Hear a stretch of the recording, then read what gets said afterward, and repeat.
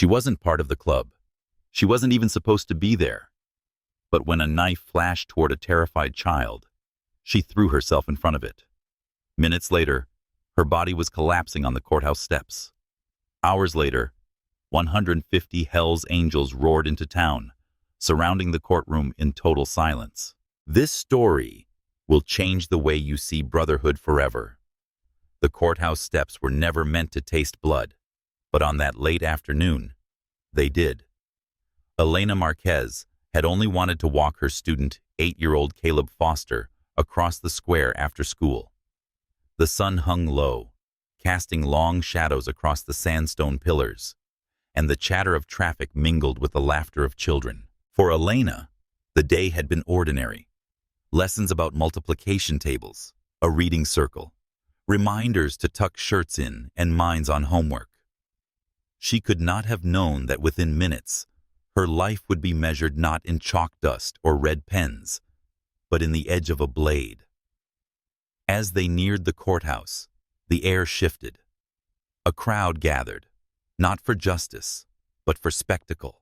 At the center of it all stood Ronan Steelhand Kane. Tall, broad-shouldered, his leather cut marked with the Hell's Angels insignia. He was no stranger to the courthouse. Years of trials and accusations had painted him both villain and legend, depending on who was telling the story. But today, he wasn't on trial. Today, he had come to support a brother facing charges inside. Unbeknownst to most, danger stalked him in plain sight. Derek Vaughn, a gaunt figure with eyes like cold stone, had waited for this moment. He bore the colors of a rival gang and carried hatred like fuel. Slipping through the edge of the crowd, he clutched a knife under his jacket. Each step calculated, his mind replayed the fantasy of driving steel into Ronan Kane's chest. Elena noticed first, not the knife, not the intent, but the way the crowd rippled, parting like water disturbed by a predator. Caleb tugged at her hand, sensing her sudden stillness. She scanned the faces, then saw it. Derek's hand flashing from his coat, the glint of a blade catching the sun. Her breath caught. He was charging, not toward her, not toward Caleb, but toward Ronan. Yet, in that split second, she saw what he did not. Caleb, frozen, directly in the line of attack. There was no calculation, no weighing of risks. Elena's body moved before her mind could shout reason. She dropped her bag, shoved Caleb backward with all the strength she had, and stepped into the path of the blade. The steel struck deep into her shoulder, hot agony ripping through flesh and muscle. She gasped, legs buckling, but she did not scream. Blood blossomed instantly across her blouse, stark against the fabric. The crowd shrieked in horror, scattering. But Elena's eyes were only on Caleb, who stared wide-eyed, trembling, yet unharmed. Ronan's reaction was volcanic. He lunged forward, catching Elena before she collapsed fully onto the stone steps. His arms, usually meant for fists and fury, cradled her like something precious. Around him, his men roared in outrage, fists slamming Derek Vaughn to the ground before he could strike again. Police surged forward, wrestling to regain control, sirens blaring as backup flooded the square. Elena blinked through the haze of pain, vision narrowing to Ronan's face. For a moment, she saw not the hardened captain of a notorious club, but a man blindsided by a kind of sacrifice he'd never known. "The boy," she whispered, voice weak. "Make sure he's safe." Ronan glanced toward Caleb, now scooped up by a bystander and held tight, alive because of her. His jaw clenched. He looked back down at Elena, fury and guilt warring in his eyes. "You hold on," he ordered, as if his command could tether her to life. Derek Vaughn was dragged away in cuffs, laughing through split lips. "She won't survive this," he spat, blood on his teeth. His words cut sharper than the knife had, searing into Ronan's ears. Paramedics arrived, kneeling beside Elena, working fast, pressing gauze against the wound that wouldn't stop bleeding. Ronan refused to let go. His presence was immovable, even as they strapped her onto a stretcher. His leather vest was soaked crimson, but he didn't seem to notice. As they loaded her into the ambulance, Caleb tried to rush forward, tears streaking his face, but a deputy held him back. His cries pierced the air. "She saved me! She saved me!" Those words carried farther than the sirens, imprinting themselves on everyone who heard. The ambulance doors slammed shut. Ronan mounted the step, forcing himself inside despite the protests of medics. He wasn't going to let her vanish into sterile corridors without him. The engines of his men's bikes rumbled alive, forming a thunderous escort behind the flashing lights as the ambulance sped away. On the courthouse steps, blood still stained the stone. Reporters scribbled furiously. Cameras rolled, and townsfolk whispered the story already. A schoolteacher who had taken a knife meant for the captain of the Hell's Angels, and for a child who never would have seen another sunrise. It was the beginning of something none of them could stop, something that would swell beyond the courthouse square, beyond the town itself, because by nightfall, whispers would reach across state lines, carried on the roar of engines. She nearly lost her life saving a child, and the angels would not forget. The sirens screamed through the square, scattering the crowd as officers dragged Derek Vaughn down the steps in handcuffs. He spat blood and laughter in equal measure, his voice rising above the chaos. "She won't make it," he jeered, eyes flashing with a twisted satisfaction. "She spilled her blood for you, Kane. Let's see how long she lasts." His words struck Ronan, steel-hand Kane, harder than any fist ever had. Inside the ambulance, Elena lay pale, drifting in and out of consciousness as paramedics worked feverishly to stem the bleeding. Ronan sat hunched beside her, massive hands clenched tight, stained in her blood. He had faced ambushes, survived shootouts, walked away from crashes that should have ended him. But this, watching an innocent teacher bleed out because she had thrown herself between him and a child, was different. It carved something raw into his chest, something he couldn't shake. The ambulance tore down streets, lights slicing through traffic until it skidded into the hospital bay. Nurses rushed forward, yanking open the doors. Ronan jumped out before they could block him, his boots heavy against the pavement, his eyes locked on Elena as they wheeled her inside. He followed, ignoring shouts to stay back. In the waiting area, chaos had already arrived. Reporters flooded in, snapping photos, whispering frantically into phones. Police officers moved to establish order, their radios buzzing with updates from the courthouse. Caleb Foster, still shaken, clung to his mother's waist, tears streaking his face as he repeated the same words over and over. "She saved me. She saved me." The boy's voice carried, echoing across the sterile halls, until even strangers whispered the phrase like a refrain. Meanwhile, Derek Vaughn was shoved into a squad car outside, blood dripping from his split lip. Cameras caught him smirking through the window bars, unrepentant. "Let her die," he mouthed, before the cruiser sped away. That image would splash across news channels, igniting both outrage and fear. Ronan stood near the emergency doors, his leather vest streaked with blood, fists clenched as nurses vanished with Elena behind swinging doors. He felt powerless, a sensation he despised. His men arrived in waves, boots stomping through the corridors, their presence drawing weary looks from staff and officers alike. Mick O'Donnell, his oldest friend and war-seasoned brother, stepped forward, eyes scanning the chaos. "She's still in there," he said. Ronan nodded stiffly. "She's fighting." Mick's voice lowered, gravelly. "Word spreading already. By nightfall, Every chapter from here to Nevada will know. A teacher took a blade meant for Steelhand Cain. They'll ride for this, Ronan. You know they will. And he was right. Outside the hospital, phones buzzed in every clubhouse, every garage where patch jackets hung.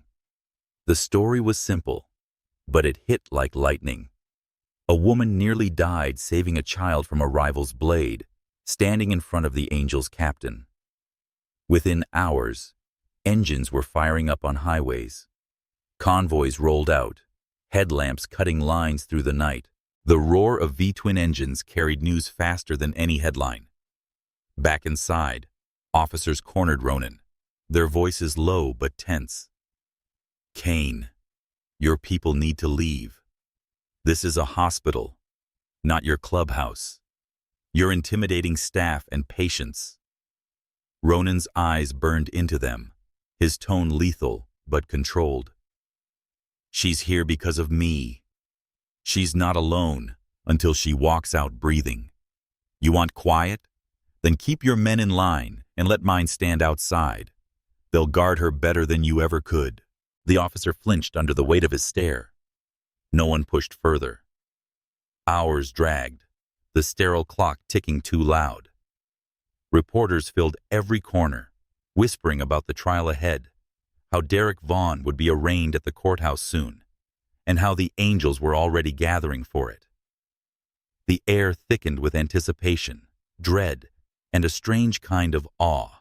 Behind the operating room doors, Elena's life balanced on a knife's edge. Surgeons bent over her, their voices clipped, blood pooling faster than they could replace it. Twice her heart faltered, monitors shrieking, and twice they dragged her back from the brink.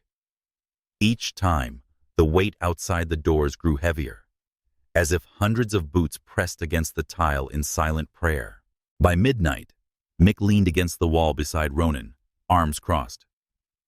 "This ain't just about you anymore," he said quietly. "That kid out there, he saw her bleed so he could live. That courtroom tomorrow, it won't just be about Vaughn. It'll be about her. About what happens when innocence bleeds in our wars." Ronan didn't answer. His eyes stayed fixed on the red light above the operating room, burning like an omen, but inside, his thoughts raced. He had lived by loyalty his entire life. But tonight, he had seen it given by someone with no patch, no oath, no stake in his brotherhood. Elena Marquez had redefined the word with one desperate act. And as the night deepened, engines rumbled in the distance, one by one, until the sound became a chorus. The angels were coming, not to fight, not yet, but to stand. By morning, the world would know a woman had nearly lost her life saving a child, and the Hell's Angels were about to make sure the courtroom felt the weight of her sacrifice. The red light above the operating room glowed like a warning beacon, and every second it stayed on felt like an eternity. Ronan stood unmoving, shoulders tense, his eyes locked on that door as though he could force it open with sheer will. Around him, the waiting area had transformed into something unreal. Leather jackets with winged skulls filled the sterile hospital, their patches a stark rebellion against white walls and antiseptic air. Nurses whispered nervously. Patients stared, but no one dared ask them to leave. Elena Marquez lay under a canopy of surgical lamps, her chest rising shallowly, her body pale against the sterile sheets. Surgeons worked with swift precision, hands slick with blood, suction whirring, clamps clicking. The knife had missed her heart by inches, but the damage was catastrophic. Muscle shredded, artery torn. Twice, her pulse flatlined. The sound of the monitor turned the room to ice, and twice they shocked her back, her body jerking under the electric current. Each time, a surgeon muttered, "Come on, Elena, don't let go." Back outside, Ronan paced, fists clenching and unclenching, his vest stiff with dried blood. A nurse finally approached him. "She's losing blood faster than we can replace it. We're calling for universal donors." Take mine. Ronan cut in instantly. She blinked. Sir, we can't just… Type O, negative, he barked. Universal donor, tested in the core. Take it. The nurse hesitated, then nodded sharply, motioning him down the hall. Minutes later, Ronan sat in a chair, sleeve rolled up, veins bulging as blood flowed into a plastic bag. His jaw clenched, not from the needle sting, but from the helplessness he despised. For once, he couldn't throw a punch or bark in order to fix this. All he could do was bleed for her, as she had bled for him. But even this sacrifice was not enough. A doctor appeared, shaking his head. We'll take it, but she needs more than blood. She needs time. Time we may not have. Ronan's eyes narrowed. Then you buy it. Do whatever it takes. She didn't take that blade to die in your hands.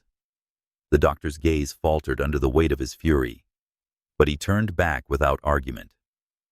By dawn, news vans lined the street outside, their satellites pointing skyward, headlines spreading like wildfire.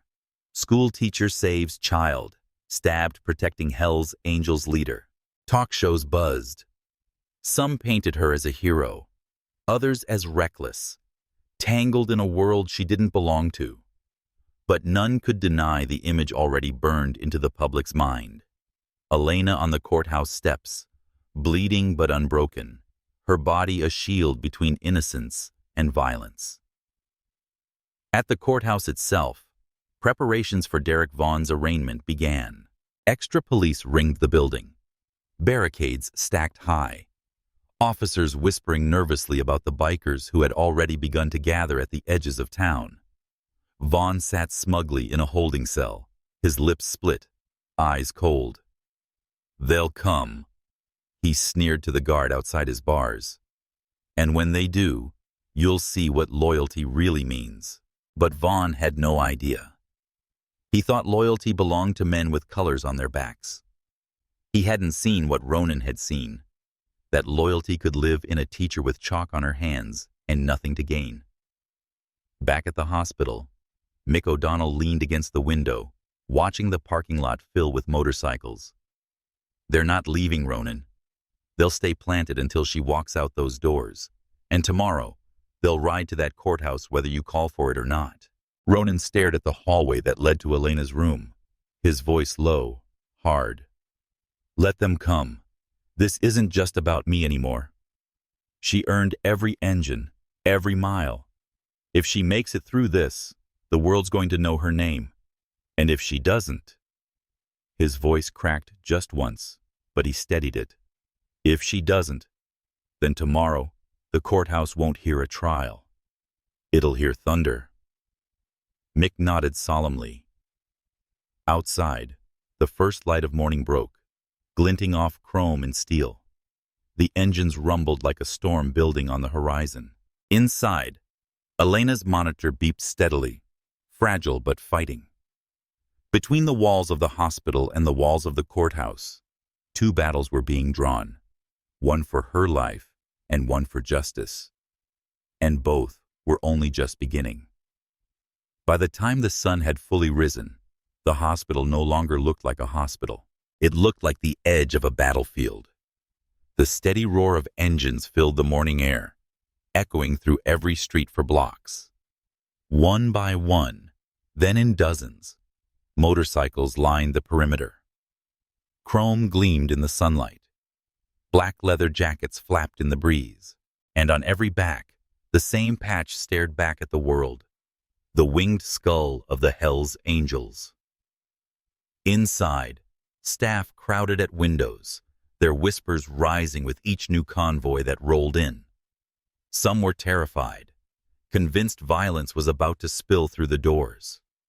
Others were awestruck, watching a force gather that even the police seemed reluctant to challenge. Nurses murmured nervously about safety, but patients felt a strange sense of protection, as if no harm could cross those parking lots without facing thunder. Ronan stood just inside the entrance, his presence unmistakable. flanked by Mick and half a dozen lieutenants. His face was carved from stone, eyes hidden behind dark glasses. But his silence spoke louder than fury. For once, he wasn't barking orders. He didn't have to. Every man who wore the patch knew why they were there. Cameras arrived next, flashing like lightning strikes. Reporters clutched microphones, speaking into the chaos. Hundreds of Hell's Angels have surrounded St. Augustine Medical Center after a local school teacher nearly lost her life saving a child and protecting their captain, Ronan Kane. Tensions were rising as the arraignment of her attacker loomed. Police cruisers circled like nervous animals, lights flashing, but they didn't move in. The sight of so many bikers, silent, unarmed in appearance, but carrying a presence heavier than weapons, kept them at bay. Negotiators approached Ronan at the doors. "Kane, this isn't a rally. You need to tell your people to go home. This is intimidating. It's dangerous." Ronan's reply was calm, measured. "She nearly died because of us. They're not here to fight. They're here to make sure she doesn't leave this world alone. You want them gone? Then make sure she walks out breathing. Until then, they stay."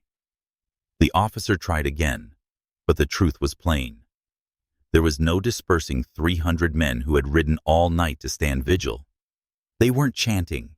They weren't threatening. They were simply there, engines rumbling like a heartbeat beneath the city. Inside, Elena's condition wavered between hope and despair. In the ICU, monitors beeped steadily but fragile. Oxygen hissed. IV bags dripped. Doctors whispered about odds. But the nurses closest to her spoke of something else. Grit. Twice they had seen her heart stutter. Twice she had clawed back. They couldn't explain it medically, but they felt it. This woman wasn't ready to leave. Meanwhile, public opinion fractured on TV screens across the country. Anchors debated.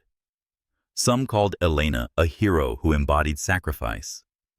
Others warned she had been reckless, putting herself in the middle of outlaw violence. Commentators clashed, but the footage of Caleb Foster crying on the courthouse steps, screaming, "She saved me," tilted hearts in her favor. Hashtags blazed across social media. #Stand with Elena. Back at the hospital, Mick leaned against a wall, arms crossed, watching the parking lot fill with yet another convoy. "Never seen anything like it," he muttered. "We've ridden for brothers. We've ridden for funerals, but never for someone without a patch." Ronan didn't look away from the ICU doors. His voice was low, almost reverent. "She earned it. That blade was meant for me, and she stood where no one else would." The weight of his words traveled through his men, binding them in silence. Loyalty had always been their code, but Elena Marquez had redefined it. As evening fell, candles appeared outside, lit by townsfolk who gathered hesitantly near the rows of bikes. At first, it was only a few, then dozens. Parents, neighbors, even strangers who had seen the headlines stood shoulder to shoulder with leather-clad giants. A vigil was forming, not of fear, but of unity. The hospital administrator, overwhelmed, finally approached Ronan. "This can't go on. You have hundreds of bikers outside, civilians lighting candles. We don't have the resources for this kind of crowd." Ronan removed his glasses, his eyes hard but steady. "Then understand this. She didn't ask for this, but she's got it anyway. No one leaves until she does. This isn't about control. It's about respect. And if you can't handle that, then step aside." The administrator faltered. For once, the outlaw spoke with a gravity that even authority couldn't dismiss. By nightfall, the hospital had transformed completely. Engines rumbled in shifts, some idling low, others shutting off only to spark back alive later. Candles flickered against chrome and leather. Television crews broadcast live images of the vigil. 300 bikers, unyielding, guarding the fragile breath of a schoolteacher inside. And in the center of it all, Elena still fought for her life. Every beep of her monitor answered outside by the steady thrum of motorcycles, as if a pact had been sealed between her heartbeat and their engines. Morning broke with a kind of tension that felt carved into the air itself. The courthouse stood rigid against the pale sky, its steps cordoned off by rows of steel barricades and riot police bristling with shields. News vans swarmed every block, cables snaking across sidewalks, their cameras pointed not at the marble columns, but at the thunder rolling toward them. The sound came first, low, steady, a rumble that grew into something primal. Engines, dozens, then hundreds. Within minutes, the narrow streets were choked with chrome and leather, the glint of patches catching the rising sun. 150 Hells Angels, some from as far as 3 states away, filled the courthouse square. They did not shout. They did not riot. They parked, killed their engines, and stood shoulder to shoulder, arms folded, vests gleaming with history and loyalty. The silence was heavier than any chant could have been. Reporters leaned into their mics, narrating history in the making. This morning, members of the Hells Angels Motorcycle Club have surrounded the courthouse where Derek Vaughn, accused of the stabbing of schoolteacher Elena Marquez, will be arraigned. The sheer presence of the group has paralyzed the city. Inside a holding cell, Vaughn smirked, his lips still split, his swagger untouched. To him, this was all proof of his infamy. He spat onto the floor, muttering to the guard, "See that? They're not here for her. They're here for me. To prove they're bigger than the law, you'll see." But Vaughn was wrong. Dead wrong. Back at the hospital, Elena still clung to life, her chest rising with fragile rhythm. Every breath stitched together by willpower and machines. Nurses updated Ronan hourly, but he refused to leave, even as his men kept vigil at the courthouse. He spoke only once that morning, his voice rough. "Tell them to stand. No noise, no fights. Just stand. Let the world see loyalty without a weapon raised." And so they did. The courthouse became a theater of silence. Police lined the barricades, tense fingers on batons, their radios spitting static as superiors barked updates. "Maintain control. No engagement unless provoked." Yet no provocation came. The bikers stood like stone, their eyes fixed on the courthouse doors, their very presence making the ground feel unsteady beneath suited lawyers and hurried clerks. Mick O'Donnell walked the line, checking with chapters, nodding at familiar faces hardened by miles of asphalt and scars of old wars. Some men had ridden through the night, exhaust still warm, eyes bloodshot but unflinching. Every one of them knew what was at stake. This wasn't just about Ronan. It wasn't even just about Elena. It was about proving that sacrifice did not vanish into silence, that when someone bled for innocence, the world would answer with thunder. At 9 sharp, Vaughn was led into the courtroom, shackled, chin high, his eyes darting toward the windows where faint sunlight filtered through the glass. Beyond it, he knew the angels waited. His smirk widened. To him, they were an audience. But inside, the narrative had already shifted. Caleb Foster, his small frame dwarfed by the wooden bench, sat clutching his mother's hand. His voice, shaky but brave, echoed as he repeated what had become the refrain of this trial. "She saved me." Jurors glanced at him, their hardened expressions softening. The press caught every word, scribbling, broadcasting, amplifying. In the gallery, lawyers whispered about the optics. A child's testimony, a city under watch, 300 angels at a hospital, another 150 at the courthouse. This wasn't just a case, it was a crucible. Back outside, A young reporter broke the silence to ask Mick, "Why are you here? Why risk this?" Mick's answer was short, gravel rolling in his throat. Because she didn't wear a patch. She didn't take an oath, but she lived it. And when someone like that bleeds for one of ours, we don't let the world forget it. The quote hit airwaves within minutes. Hashtags flared. Hashtag she saved me. Hash stand for Elena. Hash thunder at the courthouse. Public sentiment surged, painting Vaughn not as a provocateur, but as a coward who struck where innocence lived. Inside, Vaughn's arrogance cracked for the first time.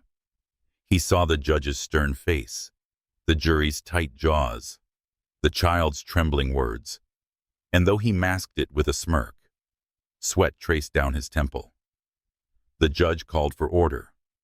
The arraignment began. Charges were read aloud. Each word was heavy. Each syllable weighed against the silence pressing from outside. Vaughn entered his plea, defiant. But the sound was drowned in the minds of everyone present by the phantom roar of engines. Because even though the motorcycles were silent, their presence spoke volumes. It was as though every piston, every mile, every oath stood in that courtroom alongside Elena's fight for life. And though no verdict came that day, one truth had already been delivered.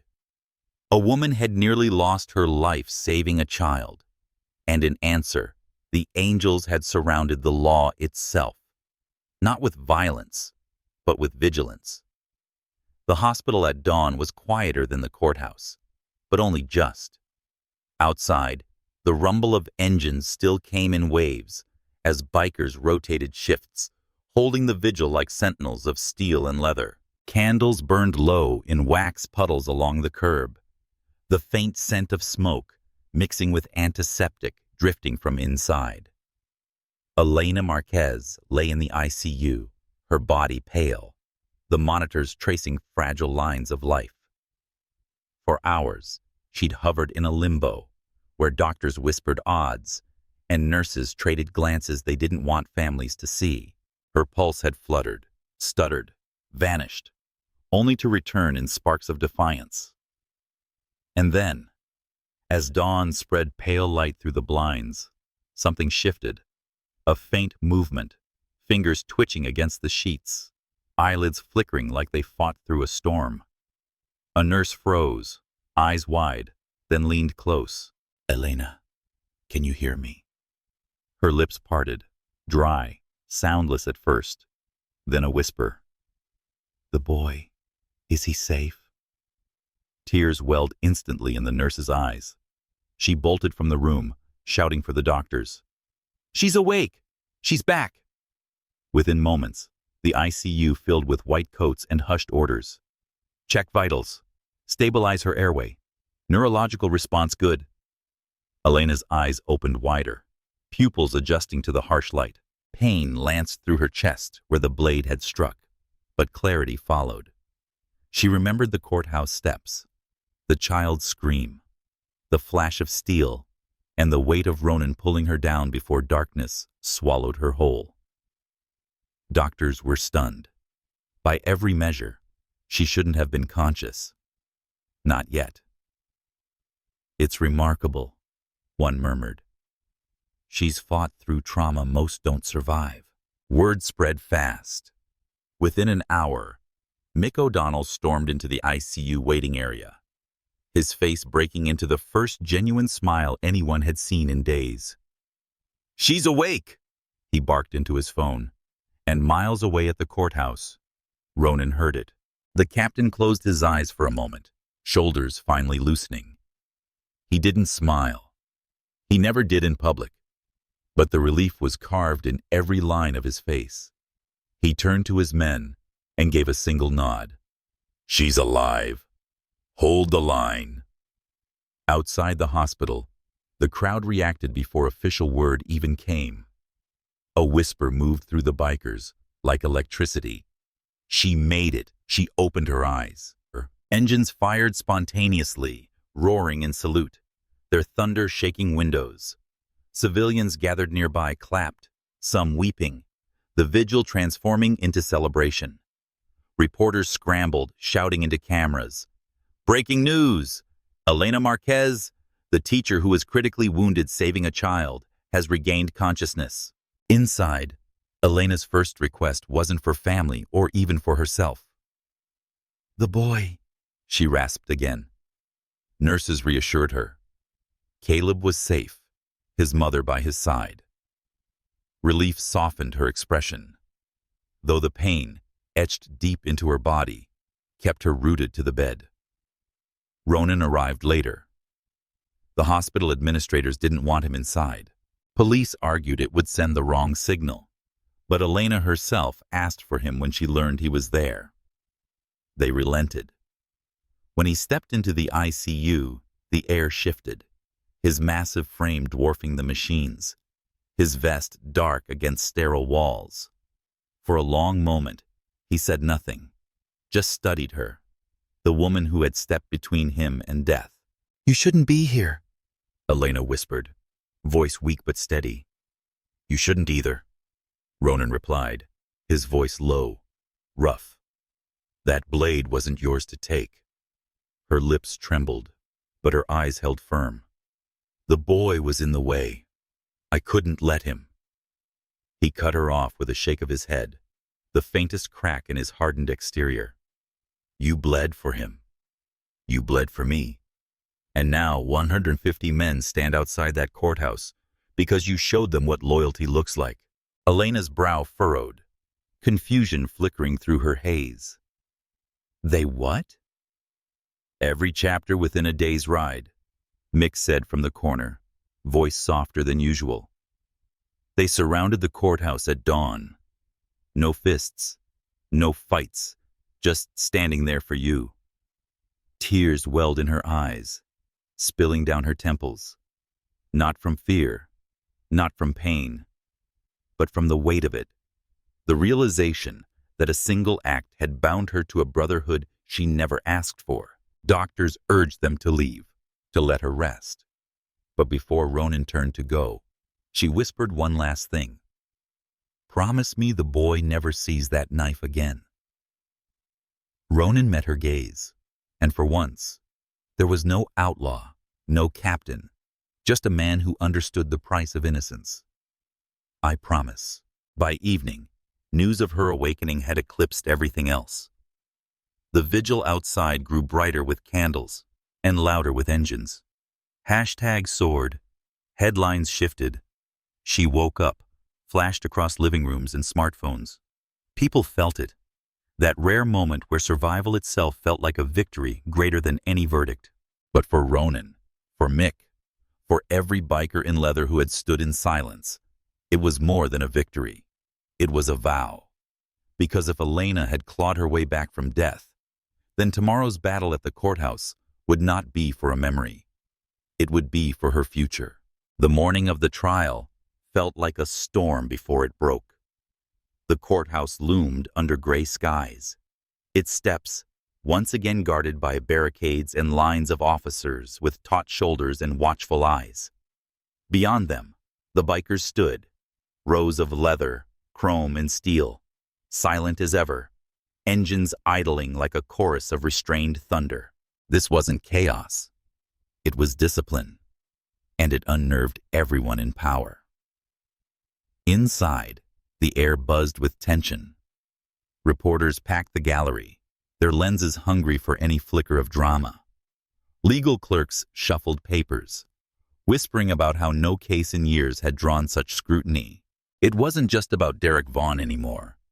It was about what Elena Marquez had come to represent. A schoolteacher turned reluctant symbol of sacrifice, a woman who had bled for a child and, against all odds, awakened again. In the ICU across town, Elena insisted on being propped up, a portable monitor wheeled to her side so she could hear the live broadcast. Doctors protested, but her resolve was iron. Weak breaths rattled through her lungs, yet her voice was clear. "If I risked my life to save him, then I'll hear if the law is willing to do the same." Caleb Foster sat on the witness bench, his small hands clenched together, his mother's arm around his shoulders. His testimony had already struck the jury, but today, his presence carried more weight than words. He was the living reminder of what Elena had done, and no defense argument could erase the innocence in his eyes. The defense tried anyway. They painted Vaughn as a victim of circumstance, provoked, misunderstood. His lawyer spoke of freedom, of overreach, of prejudice against an outsider. But each sentence fell flatter than the last, drowned beneath the unspoken counterpoint. A woman had nearly died shielding a child, and the man responsible smirked as if proud of it, and smirk he did. Vaughn lounged in his chair, shackles rattling when he shifted, his grin aimed at the jurors as though daring them to look away. Every now and then, he glanced toward the windows, imagining the engines outside roaring for him, not against him. His arrogance filled the room like smoke, but the smoke thinned when the prosecutor spoke. "Ladies and gentlemen," he said, voice calm but sharp, "this isn't about motorcycle patches or reputations. It's about a teacher who stepped between a blade and a boy. It's about intent. Derek Vaughn raised a weapon to kill, and only Elena Marquez's courage stopped him from succeeding." The words rang in the chamber. The jury's eyes hardened. Vaughn's smirk faltered. Back outside, the angels held their vigil tighter. News anchors framed the moment live. If the verdict sways toward leniency, the city braces for unrest. But so far, the bikers remain silent, waiting, watching. Mick O'Donnell paced the line, his jaw tight. He spoke only once to a nearby rider. "We don't move, not unless Ronan says, 'This isn't our courtroom, it's hers.'" And at that same moment, in her hospital bed, Elena whispered to the nurse adjusting her, "For whatever they decide, promise me they hear the truth. Promise me Caleb doesn't grow up thinking silence wins." The nurse squeezed her hand, tears brimming. "He won't. Not after you." Hours stretched. Deliberation began. The jury filed out, leaving the courtroom in a breathless hush. Reporters scribbled, cameras waited, engines rumbled like distant thunder. For the angels, for Elena, for Caleb, time itself seemed to stall. The world held its breath for a verdict that would decide not just one man's fate, but the meaning of her sacrifice. And when the jury finally returned, the courthouse erupted in silence so thick it was deafening. The jury filed back into the chamber, their faces pale, their eyes avoiding contact with Vaughn's swaggering grin. The foreman clutched a folded slip of paper, his knuckles white, the weight of 12 voices trembling in his hand. The judge's gavel cracked once. "Order! Members of the jury, have you reached a verdict?" A pause, a heartbeat that seemed to stretch into eternity. Then the foreman rose. "We have, Your Honor." Vaughn leaned back, smirking, convinced of his invincibility. To him, this was still a game, still a stage. But when the words left the foreman's mouth, his smirk broke. "On the charge of attempted murder, guilty." A wave crashed through the courtroom. Gasps, cries, a sharp murmur that swelled into a roar before the judge pounded his gavel. "Order! I will have order in this court." The list of charges continued. Assault with a deadly weapon, reckless endangerment, each one punctuated with the same word: guilty. With every repetition, Vaughn's posture shrank. His grin melted. His eyes darted, sweat rolling down his temples. The shackles at his wrists seemed heavier now, binding him not just to the chair, but to the consequences he had thought he could outrun. Across town, in the hospital room, Elena's breath caught when the verdict reached her ears through the live broadcast. Her fragile body shook with emotion, tears blurring her vision. She gripped the nurse's hand, whispering, "Justice for the boy." The nurse smiled through tears. Justice for you, too. At the courthouse, Caleb clutched his mother tighter. The prosecutor knelt beside him, whispering, "She'll hear you one day when you tell her thank you." Caleb nodded, eyes glistening with relief he didn't yet know how to name. Then came the sound that made the entire city shiver. Outside, the Angels' engines roared to life. Not in fury, not in rebellion, but in celebration. The thunder rolled through the streets, echoing off marble and glass, reverberating through the courtroom walls. Reporters rushed to capture the moment, their voices trembling over the roar. 150 Hell's Angels are unleashing a victory salute. This city has never seen anything like it. Mick O'Donnell stood with his arms crossed, eyes fixed on the courthouse doors. "We came for justice," he muttered, the engines vibrating the pavement beneath his boots. And she lived to see it. Inside, Vaughn shouted over the noise, his arrogance splintered into desperation. "This isn't over. You can't do this to me. They'll come for me." But the words rang hollow, drowned beneath the sound of brotherhood outside and the gavel declaring, "Defendant is remanded to custody without bail." Ronan, still seated in the gallery, allowed himself one deep breath. His jaw clenched, but his eyes softened for the first time in days. When he rose to leave, his men outside parted, every one of them turning their heads in silent recognition. He lifted a hand, a signal not to riot, not to fight, but to ride. Engines revved in unison, a wall of thunder that shook the air. It wasn't defiance. It was closure. The courthouse steps became a corridor of steel as rows of bikers rolled forward slowly, deliberately, their procession a declaration that justice had been witnessed. Back at the hospital, Elena heard it too. The roar carried through the open window, faint but steady, like a heartbeat from miles away. She closed her eyes, a smile ghosting her lips. "They're still there," she whispered. "For the boy, for all of us." Doctors urged her to rest, but for the first time, her sleep was peaceful. As the sun broke through the clouds, cameras captured the sight of 150 Hell's Angels riding from the courthouse in formation, their silhouettes stretching long across the asphalt. They didn't leave destruction in their wake. They left a message. Loyalty had answered violence, and for once, the law had kept pace with sacrifice. The city would talk about that day for years. The roar that rolled through a courthouse, the teacher who came back from the edge, and the bikers who stood guard not with fists, but with silence and thunder. And beneath it all lingered a truth no verdict could erase. One act of courage had bound strangers, outlaws, and innocents into something larger than fear itself. Weeks passed, and the city slowly exhaled the breath it had been holding since the knife flashed on those courthouse steps. Life resumed, but it wasn't the same. In the hospital, Elena Marquez fought her way back from weakness inch by inch. Every morning began with pain, the tight pull of scar tissue, the effort it took just to sit upright. But every morning she pushed forward. Each step down the hallway, each lap with the walker, became proof that sacrifice hadn't broken her. It had remade her.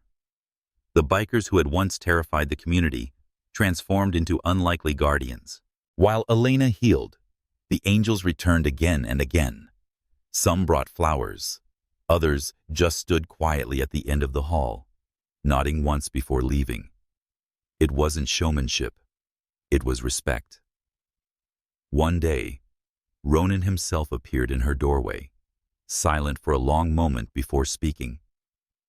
"You bled for one of ours," he said, voice heavy but steady.